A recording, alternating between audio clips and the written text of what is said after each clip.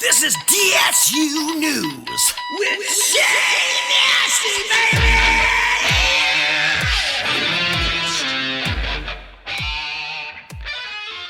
As of this writing, Winnie the Pooh, Blood and Honey has made $1.5 million at the box office, and director Reese Frake Waterfield has plans for a sequel and more. But before we get into that, some people may be thinking to themselves, how in the hell can they make a horror movie about Pooh? Doesn't he belong to Disney? It's a good question, and the answer I assume is no, because the original stories about Pooh recently became public domain, which is a loophole in them not getting sued by Disney. But Disney does own the rights to Pooh's friends, which is why only Piglet joined him in this one. And now that the movie has made some success, definitely more than anticipated, I would assume at least, right? The director is eyeing a sequel, possible crossovers, and then some. Dude, this dude is looking to do horror versions of other iconic childhood characters, all right? Like Peter Pan. He wants to call it Peter Pan Neverland Nightmare, that turns Peter Pan into the bad guy, the villain. And you can make this also because, like Pooh, the Peter Pan character, written by J.M. Barrie, has entered public domain. And another favorite band, god damn it, another one. And I talked about this before in another video, just kind of a little tidbit, but another one he wants to make is called Bambi the Reckoning, where Bambi turns into a vicious killer, looking to kill the hunters who killed his mama. That should be fun. And obviously, he would like to make a sequel to the Pooh movie, as I said earlier. And with the success of the current one, he's hoping to have a bigger budget for better production value and could do more things, that which hindered this past film.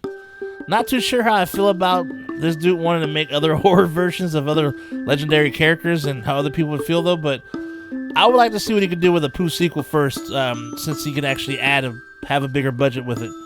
Just to get a feel if he's got the chops to make it nasty, make it really good. While the current one was okay, it was decent, I don't see myself buying it on Blu-ray anytime soon or watching it over and over, you know what I'm saying? But it was good for what it was. Not hating, just saying, how brother feels, enough said. But it would be fun to see horror versions of those characters, I guess, the other ones. Let's take Reese out of the picture and imagine another director making these, alright?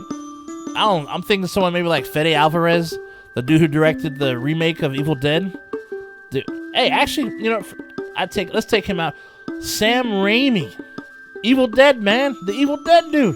Him directing a dark-ass Bambi movie with his perfect blend of horror and comedy, dude, it would be a classic. I'm just saying, if these movies got in the right hands, they could actually be really good, dude, and badass cult classics. Does Reese Frake Waterfield have what it takes to do this? Hey, that's a story for another day. But I will give the dude credit because Pooh was his directorial debut, his first movie. And also, you gotta think though, when he's bringing up these, these other movies he wants to do, they are just ideas, so there's nothing set in stone, so they may never even come to fruition anyhow. But regardless, he's just getting started, and hey, he could make Pooh 2 and kill it, dude. Make it a badass film and have us begging for him to actually make Bambi and Peter Pan. Anyhow, congrats to Reese and the crew on a successful first film, and more success in the future. I also, by the way, I hope I've been pronouncing your name correctly. Anyhow, that's all for today. Stay nasty, my friends, and I will see you at the next one. Stay nasty out. I'll see you soon. Like and subscribe.